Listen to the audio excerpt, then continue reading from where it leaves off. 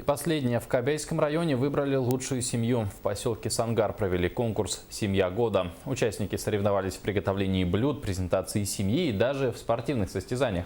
Подробнее расскажет Татьяна Владимирова.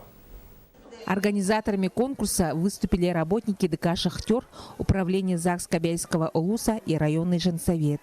Помимо традиционных этапов конкурса «Семья года», таких как визитная карточка, таланты, любимое блюдо семьи, были и такие туры – герб семьи и родословное древо, в котором каждая семья продемонстрировали свой герб и, конечно же, изучили истории своих предков.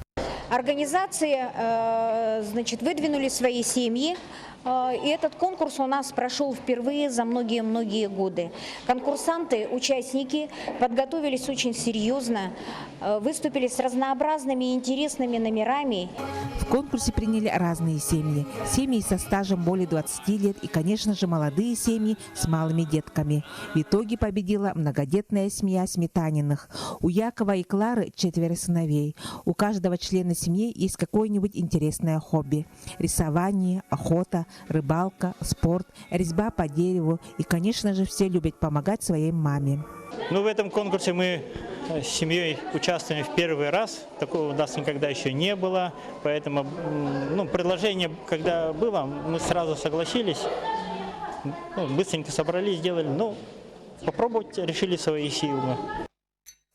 Всем конкурсантам были вручены памятные призы от спонсоров. В качестве них выступили индивидуальные предприниматели, муниципальные учреждения, предприятия улуса. Такого рода конкурсы определяют активных семей и повышают их тонус к будущим достижениям в жизни. Ведь не зря говорят, семья – это ячейка нашего общества, из которого создается одна единая нация.